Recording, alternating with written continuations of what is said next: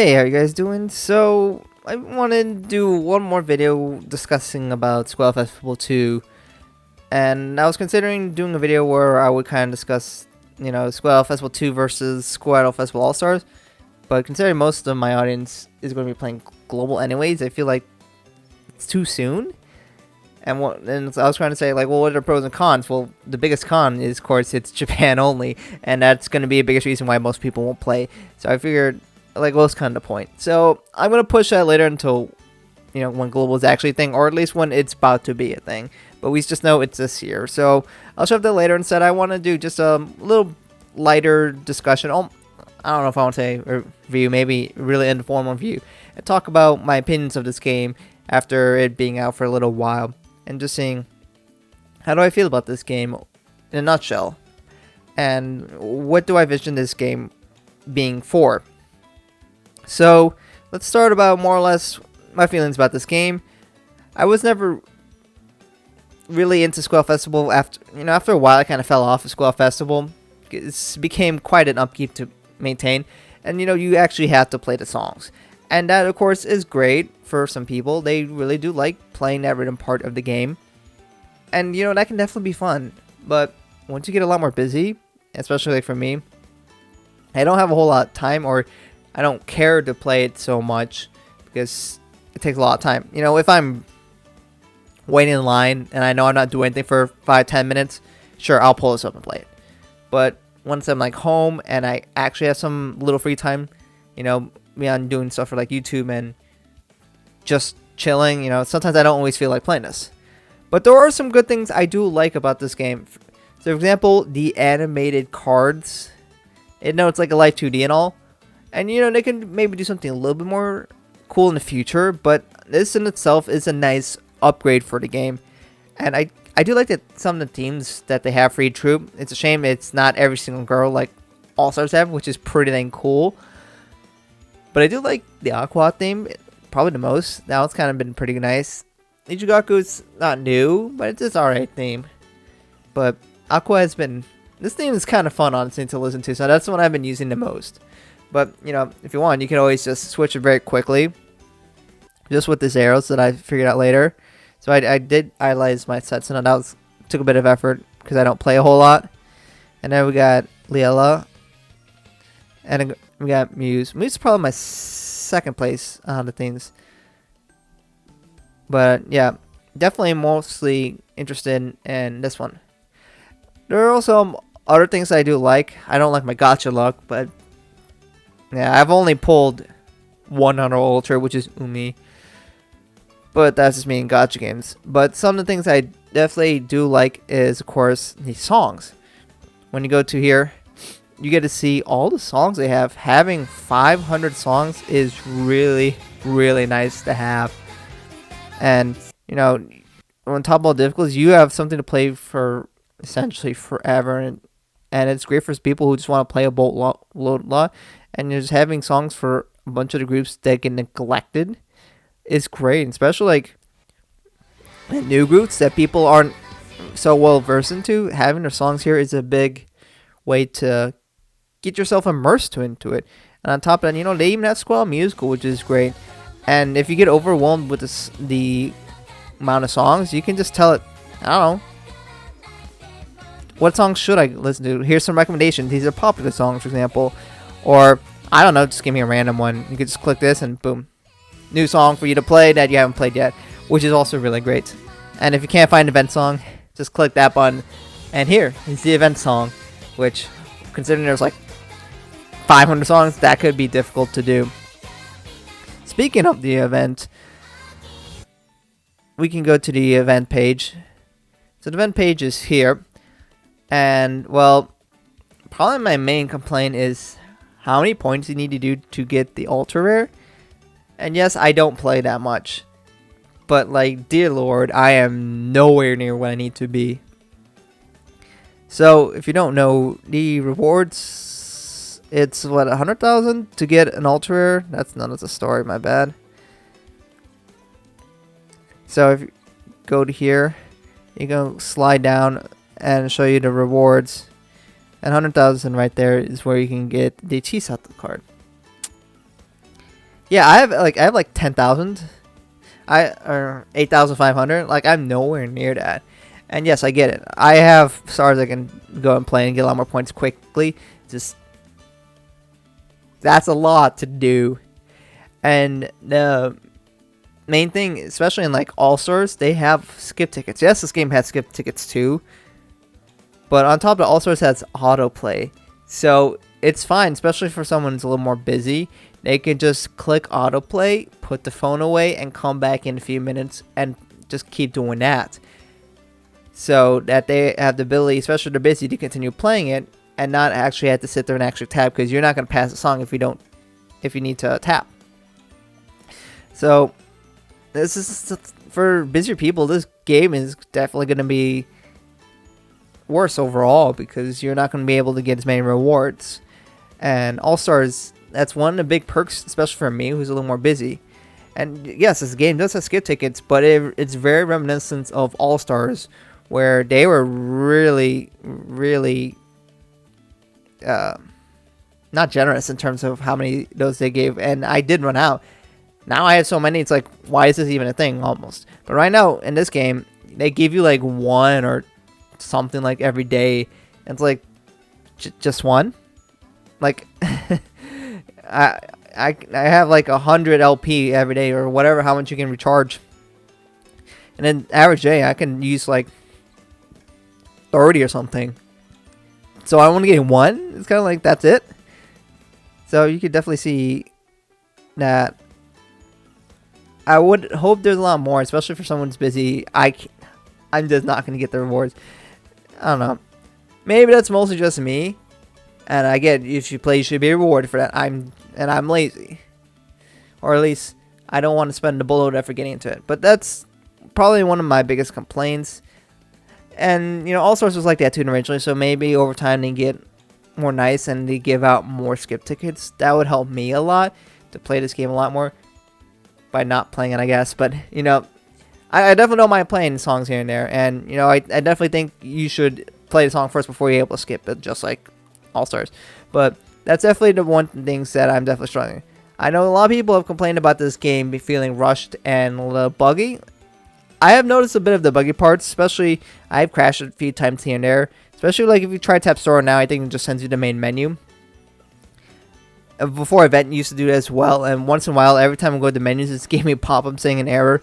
A little annoying, but I haven't really experienced anything that was game breaking. It's just, it bugged me.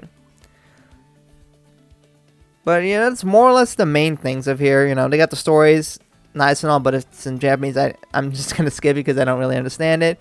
They have the stories where you can, you know, talk with all the girls. I mean, that's cool, especially if you want to have feel like you have a little more connection with them. But it's all these responses, you don't get to really control what you say. You don't even get options. It's, you're saying this, that's it. And it's like, okay, but it doesn't really feel like, oh, I'm sorry, there is options. But, you know, I don't have a whole lot of way to control things per se. I don't know.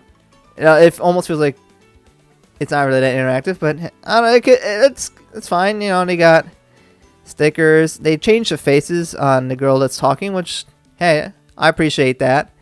And they got a bullet of these conversations and whatnot. And if you really want to, you can just hit skip to jump to the end. So, I don't know. Sure, it's nice and cute, I guess. But I'm not usually one who cares a whole lot for that. But, hey, I'm sure there's some people who really care a lot about that. Another thing, so in terms of training the cards to get into the max stuff, they seemingly give a lot of resources, but it doesn't really feel that way. But now we don't have to worry about getting duplicates, which that was definitely a big problem in Squall Festival. It's like, well, if I have 30 of these cards, you know, what am I going to do with it? But then you could have turned those into stickers. And once you pull a duplicate, bam, you got the idealized card. Now, that's nowhere even freaking close. You know, basically the All-Stars model. To idolize a card, if you go tap this tab, you can see how many of these light pens that you need to get it upgraded. So, For example, this one needs 200, and for ultras, you need 1,800, which that's such an extreme increase. Before, you could take an ultra rare, turn an ultra sticker, and then boom, all this needs is an ultra rare sticker. So you can turn any ultra rare, combine 2 ultra rares, and boom, you can get highlights one. It was so much easier back then. Now it's like, wow, that's way, way longer. Is it Underworld? No, I don't think it's the Underworld. But I don't know. It just feels a lot worse. But at least the cards themselves, when you do get highlights, feel so much better because, hey, I get a nice shiny card and it's going to be animated, which is really nice. So at least we got that to make it definitely feel better. So there's definitely a big incentive to get it highlights as well, because boom, I could put that in my background now, which is really cool. And I'm definitely looking forward to getting more of these cards in the future and for the ultra rares and seeing what the backgrounds look like with them. So overall, I do enjoy more than Squall Festival 1. But there's some fun, unique things that Squall Festival 1 had. You know, the normal girls, they're gone now. And it's supporting characters, so we're getting all those additional characters are kind of just forgotten and put into the past. But now we have so many more main girls. I guess I can see why they did that. But rip the normal rarity though. So who would I envision this game for being for? Of course, if you are big fans of Squall Festival 1, I totally see this, and it's because this game and it's the core gameplay is the same. And of course, I feel this game is going to be for those who are looking for a rhythm game that's, you know, not on the PS Vita or PS4/PS5. This is going to be the mobile game. This is going to be focusing on your ability to tap really fast and have those mechanics down. All Stars does not do that.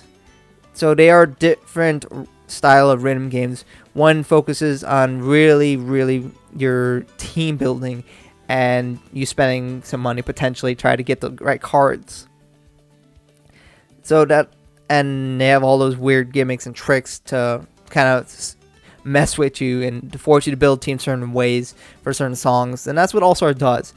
And that in itself can be kind of annoying, at least for me. Some people might think, oh, that's a cool fun challenge. I'm just like, man, really? I could talk more about that later, but that's what All Stars does. In this game, it's just like, if you want, you can do the hardest difficulty from the get-go. You won't get like an S per se on the score, but you can still get a full combo on the hardest difficulty with any team. And in that way, that still feels nice because it's your skill being rewarded, not your ability to make teams. And, you know, get good cards. Of course, getting good cards help in this game. You know, it'll give you more life, potentially. You can regenerate more health. And you can get more points. Or you can make it so certain nodes or get upgraded in their rankings so you can keep your full combo longer. Which is, of course, definitely a big thing in this game is getting full combos. But that's kind of what I see this game for. You know, if you really like Squall Festival 1, this game still is going to be very much the one for you. But I think the big All Stars has the bigger appeal. It has the 3D lives. It has the costumes. Yes, this has the animated backgrounds, which is definitely nice. It's, I don't know if that's going to be big enough of an appeal from the general audience. But overall, I still think it's a decent game. I don't know if this is something that you have to get and go way out of your way to try to get it. I know Squall Festival 1 is non-existent now, so there are definitely a lot of Love Live fans who have nothing to play. But, you know, there's a lot of songs here, which is definitely another great thing, and I love the fact that this is going to be supporting more groups than All Stars. I was really hoping they would add Liella in All Stars, and I'm still hoping.